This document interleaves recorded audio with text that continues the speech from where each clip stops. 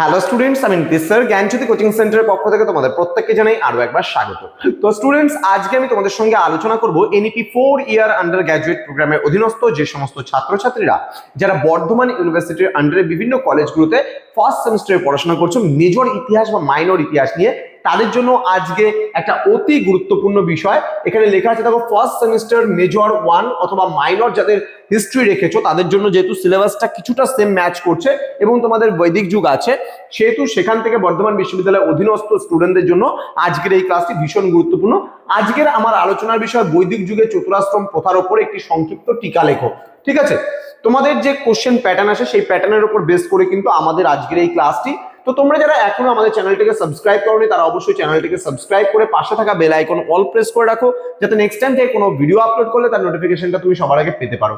এছাড়া যারা ভাবছো যে অনলাইনে আমাদের ক্লাস জয়েন করবে, নোটস নেবে আমাদের কাছ থেকে, তারা অবশ্যই যোগাযোগ করবে আমাদের অফিসিয়াল নাম্বার 7076398606 নম্বরে অথবা 6295916282 নম্বরে। তোমাদের টোটাল কোর্স ফি রয়েছে তোমাদের সাধ্যের মধ্যেই।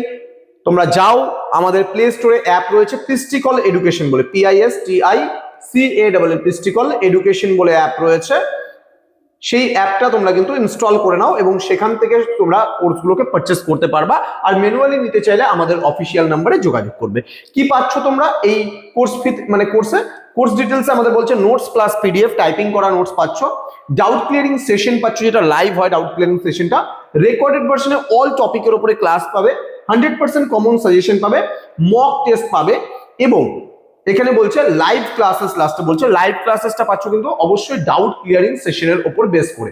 তো সবকিছু মিলিয়ে আমরা সমস্ত কোর্সটা তোমাদের জন্য ডিজাইন করেছি। চলো, আজকের আলোচনার বিষয় এখানে বলা হয়েছে কি বলছে, বৈদিক যুগে চতুরাশ্রম প্রথার উপর একটি সংক্ষিপ্ত টিকা লেখো। ভীষণ গুরুত্বপূর্ণ আজকের ক্লাসটি। দেখো, পরবর্তী বৈদিক যুগের কথা যদি আমরা চিন্তা করি তাহলে মানুষের যে সমাজকে বা মানুষের জীবনকে, আমরা মানুষের সমাজ বলবো না, মানব জীবনকে 4টা পর্যায়ে ভাগ করা হয়েছে। এই 4টা পর্যায়কে যদি আমরা 100 বছর ধরে নেই পুরোটাকে, তাহলে তার মধ্যে 25-25-25-25 করে 4টা ভাগে ভাগ করা হয়েছে। প্রথম 25 বছর যখন শিক্ষার্থী বা একটা শিশু পড়াশোনা করবে, দ্বিতীয় 25 বছর যখন একটা শিশু তার পড়াশোনা জীবন শেষ করে সাংসারিক জীবন অতিবাহিত করবে, তারপরে 50 বছরের পর থেকে পরবর্তী তোমাদের 25 বছর যখন ঈশ্বর চিন্তায় নিজেকে নিমগ্ন রাখবে এবং সর্বশেষ 75 বছরের পরে যে 25 বছর আছে সেই 25 বছর কিন্তু কি করবে, তিনি সন্ন্যাস গ্রহণ করবে।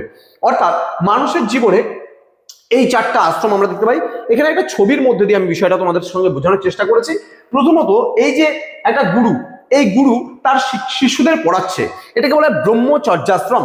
নেক্সট হচ্ছে যে দেখো, একটা ছেলে বিয়ে করেছে বা বিয়ে করছে, আগুনকে সাক্ষী রেখে 7 পাকে বাধা হচ্ছে, তাহলে এটাকে বলে গার্হস্থ্য জীবন। দেন হচ্ছে বনে গিয়ে ঈশ্বরের চিন্তায় নিমগ্ন থাকা, দ্যাট ইজ কল্ড বানপ্রস্থ। এবং সর্বশেষ কি হয়েছে, নিজেকে আত্মসমর্পণ করে দেওয়া এবং সংসার জীবনের মায়া মমতা সমস্ত কিছু ত্যাগ করা, দ্যাট ইজ কল্ড সন্ন্যাস। তাহলে ব্রহ্মচর্য, গার্হস্থ, বানপ্রস্থ এবং সন্ন্যাস, এই 4টা কিন্তু মানুষের জীবনের সঙ্গে ওতপ্রোতভাবে জড়িত।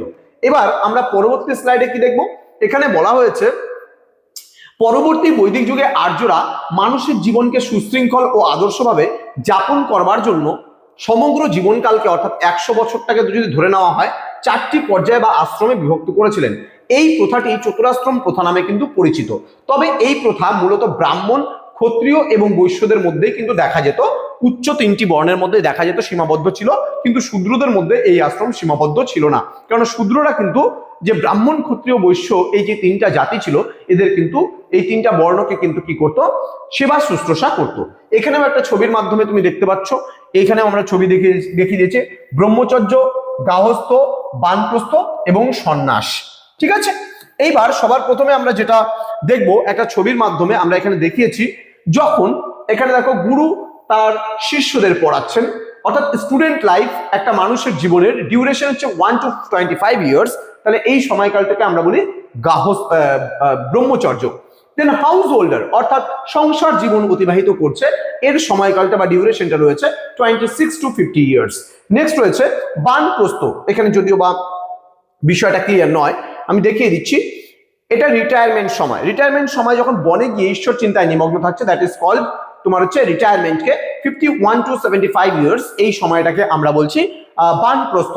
দেন আছে সন্ন্যাস, অর্থাৎ যেটা 76 অনওয়ার্ডস, এখানে বলছে 76 অনওয়ার্ডস বলতে এটা তোমার হচ্ছে যেটা সন্ন্যাস জীবন অতিবাহিত করা।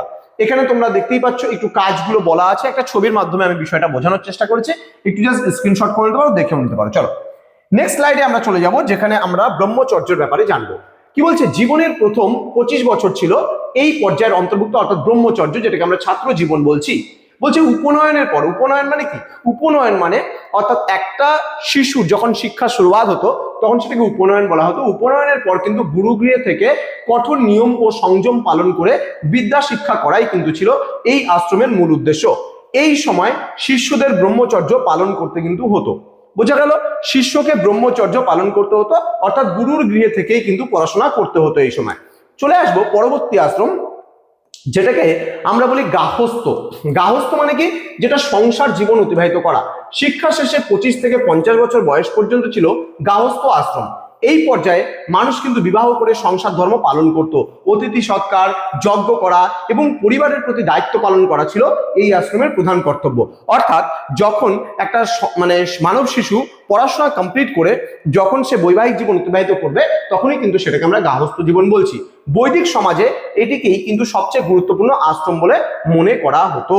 চলে আসবো আমরা পরবর্তী পয়েন্ট, যেখানে আসবে বানপ্রস্থ। বানপ্রস্থতে কি বলছে? এটা অবসর জীবন, রিটায়ারমেন্ট। 50 বছরের পর থেকে 75 বছর বয়স পর্যন্ত সময়কাল ছিল বানপ্রস্থ। এই সময় মানুষ কিন্তু সংসারের মায়া ও দায়িত্ব ত্যাগ করে অরণ্যে বা নির্জনে কুটির তৈরি করে কিন্তু বসবাস করত এবং ঈশ্বরের ধ্যানে কিন্তু মগ্ন থাকতো এই সময়টাতে, বানপ্রস্থের সময়টাতে, যেখানে একটা ছবির মাধ্যমে বিষয়টা আমি উপস্থাপন করেছি। নেক্সট রয়েছে সন্ন্যাস। সন্ন্যাস কাকে বলছে? সন্ন্যাস মানে যেটা ত্যাগ, অর্থাৎ সংসার ত্যাগ বা জ্যোতি। বলছে জীবনের শেষ পর্যায়ে বা 75 থেকে 100 বছর বয়স পর্যন্ত সময়কাল হলো সন্ন্যাস আশ্রম। এই স্তরে মানুষ কিন্তু জাগতিক সমস্ত সম্পর্ক ও মায়া ত্যাগ করে সম্পূর্ণভাবে ঈশ্বর চিন্তায় এবং মোক্ষ লাভের আশায় কিন্তু ঘুরে বেড়ায়। এবং এই চতুরাশ্রম প্রথার গুরুত্ব কি ছিল? বলছে চতুরাশ্রম প্রথা মানুষকে কিন্তু ধাপে ধাপে জীবনের চরম লক্ষ্য বা মোক্ষ লাভের জন্য প্রস্তুত করত এবং সমাজে কিন্তু শৃঙ্খলা বজায় রাখতেও কিন্তু সাহায্য করত। তো আশা করি আজকের এই ক্লাসটি তোমাদের বুঝতে কোনো অসুবিধা নেই। তো প্লে স্টোরে যাও, আমাদের যে পিস্টিকল এডুকেশন নামে এই অ্যাপটা রয়েছে, এই অ্যাপটা ইনস্টল করো এবং সেখান থেকে কোর্সটা সরাসরি নিতে পারো। কোনো টেকনিক্যাল সাপোর্টের প্রয়োজন হলে আমাদের অফিসিয়াল নাম্বারে কল করতে পারো, যোগাযোগ করতে পারো। আমাদের এই অ্যাপের সার্ফেসটা খানিকটা এরকম আসবে এবং এখানে তোমরা কয়েকজন টিচারের ছবি দেখতে পাচ্ছ, আরও টিচার আমাদের রয়েছে যারা মানে মূল ব্যানারে কিন্তু আমাদের রয়েছে সেই সমস্ত টিচাররা। সুতরাং সর্বমোট 20 জন টিচার আমাদের সেন্টারে পড়ায়। সুতরাং তোমরা যারা ভাবছো যে যুক্ত হবে, তারা সমস্ত সাবজেক্ট কিন্তু একটা ছাদের তলায় আমাদের কাছে পেয়ে যাবে। তো দেখা হচ্ছে তোমাদের সঙ্গে খুব তাড়াতাড়ি আরো একটা নতুন ভিডিও নিয়ে। ভিডিওটি ভালো লাগলে লাইক, কমেন্ট, শেয়ার, সাবস্ক্রাইব কিন্তু অবশ্যই করবে। Thank you so much, thanks for watching after all, thank you.